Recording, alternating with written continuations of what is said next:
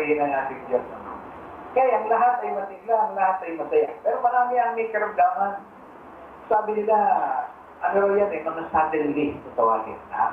Suddenly, meron kang sipon. Then suddenly, meron kang lagna.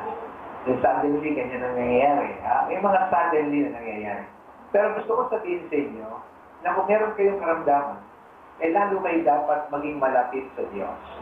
Mientras meron kayong karamdaman, lalo kayong manambahan sa Kanya. Mientras meron kayong karamdaman, ay lalo yung hanapin ang kalooban ng Diyos. Lalo yung sundin ang paraan niya upang kayo gumaling. Sa panalangin, pwede gumaling ng isang tao. Sa mga herbal na hinayaan ng Diyos na tumubo sa lupa, pwede gumaling ang isang tao. Hanapin natin ang mga bagay na yun. At ang kalooban ng Diyos ay mangyayari sa atin. Alam mo niyo, ang pinakamaganda kapag may sakit ka, nag-a-absent ka sa trabaho. Pag may sakit ka, nag-a-absent ka sa eskwela. Malaki ang time mo para sa iyong sarili. Gugulin mo yun para magbasa ng Biblia. Gugulin mo yun para manalangin. Gugulin mo yun para makilalang patuloy ang iyong sarili. At alam niyo, bawat mga application sa ganyan, paraan ng Diyos yan para matutunan natin ang kanyang salita. Yun ang sinasabi sa Psalm 119:71. Tingnan niyo po sa Psalm 119:71. 119 verse 71. Ganito ang sabi, "It was good for me to be afflicted." It was good for me to be afflicted so that I might learn your decrees.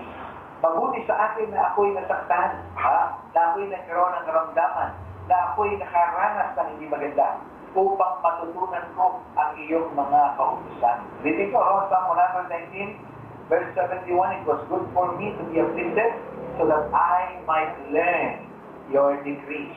So, merong reason. There is a reason for everything. At kung ano man ang mga karanasan natin, may mga dahilan. Amen?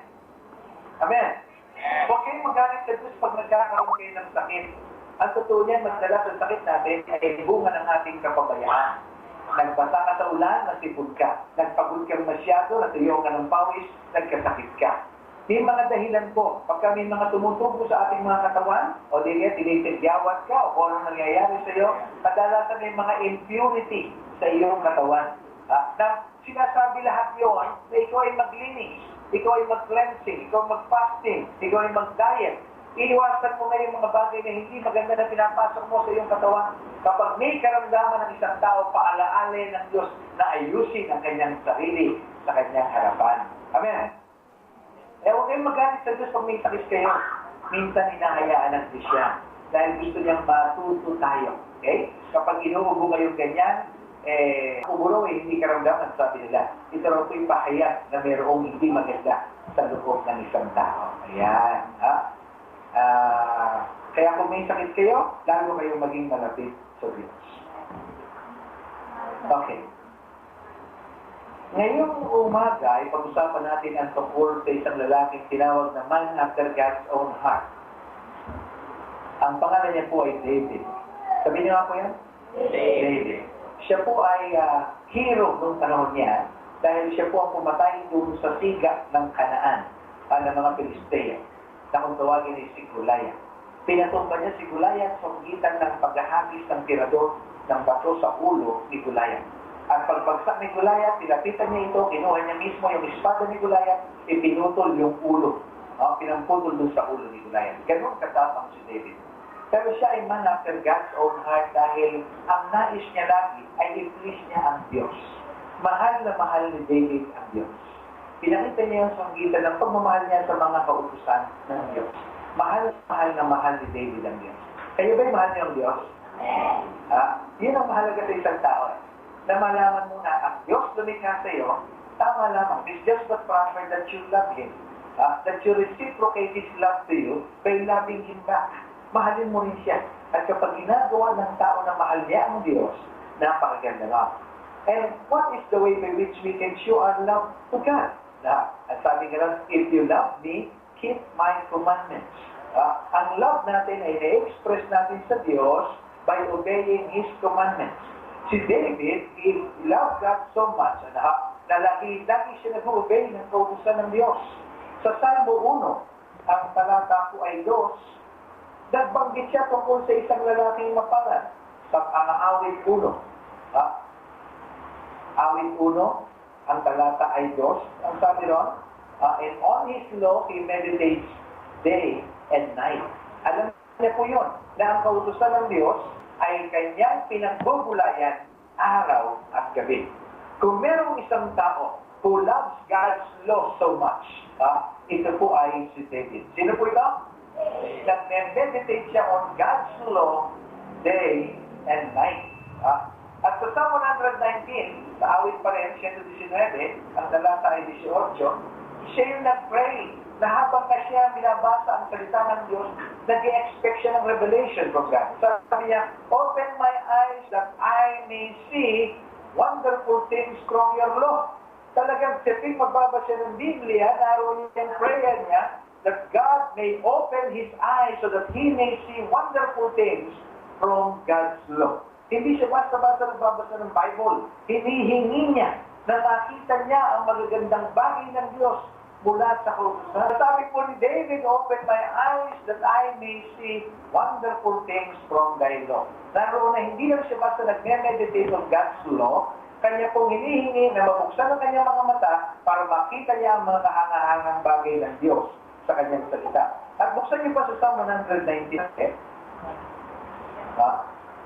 Ang sabi niya pa rito sa verse 54, kasi kung merong isang mahilig umawit, ito po si Haring David. Tingnan niyo po ang tema ng kanyang awit. Sabi niya, your decrees, verse 54, 119, are the theme of my song. So ang tema ng kanyang awitin ay ang kautusan ng Diyos. Wherever I lodge, sabi niya ba. In the night, I remember your name, O Lord, and I will keep your law. Sa gabi, ang naalala niya ang pangalan ng Diyos at ang kanyang mga kautusan. Sa verse 62, at midnight, I rise to give you thanks for your righteous laws. Nakita niyo gano'ng kamahal itong si King David, ang kautusan ng Diyos. Ito ang tema ng kanyang awitin. Sa gabi, siya nagpapasalamat sa Diyos. Sa midnight, ganoon din, tungkol sa kautusan ng Diyos. Sa verse 44, sabi niya, I will always obey your law. So, lagi na lamang po ganoon. Sabi niya sa verse 92, if your law had not been my delight, I would have perished in my affliction. Sa talagang ito ang ginamit niya upang siya po ay makasurvive sa lahat ng kanyang mga suffering, sa lahat ng kanyang hardship, sa kanyang affliction. Inuna niya ang kautusan ng Diyos. Ngayon, anong sinasabi ni Pastor Dick ngayong umaga? Sinasabi ito isa. Kung merong isang taong napakahilig magbasa ng kautusan ng Diyos, mahal na mahal ang salita ng Diyos, nag-meditate constantly God's word, nung bakit na yan, okay? Sa kabila ng kanyang pag-ibig sa kautusan ng Diyos, si David pa rin yung tao na naparusahan ng Diyos dahil sa ilang pagkakamali. Dahil sa ilang pagkakamali niya, siya'y naparusahan ng Diyos. At gusto kong pag-aralan natin yan ang daral na kasulatang patuloy. Alam ba ninyo na ang kautusan ng Diyos, alam nitong si David. Nung siya'y bata pa, hindi pa siya hari, alam niya na ang kautusan ng Diyos. Nung maging hari siya, ang requirement ng Diyos sa mga hari, una, si Deuteronomio 17. Beginning verse 15, sabi, be sure to appoint over you the king the Lord your God chooses. 15 ng Deuteronomy. He must be from among your own brothers. Do not place a foreigner over you, one who is not a brother's twilight. The king, moreover, must not acquire great numbers of horses for himself, or make the people return to Egypt to get more of them.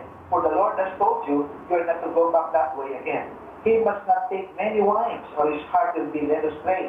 He must not accumulate large amounts of silver and gold. And when he takes the throne of his kingdom, he is to rank for himself. As sabi po, so on a scroll, a cut of this law, taken from that of the priests who are Levites.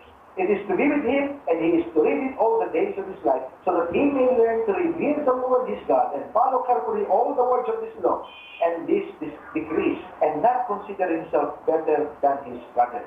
Mga kapatid, anong sabi rito?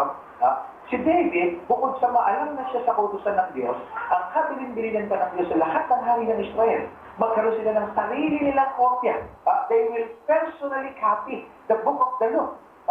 Tapos mag-meditate sila ron day and night. Kapag hari ka ng Israel, may tungkulin ka sa Diyos. Gagawa ka ng sarili mong kopya. Masubukan niyo naman kopyahin ang ang first 5 books of the Bible?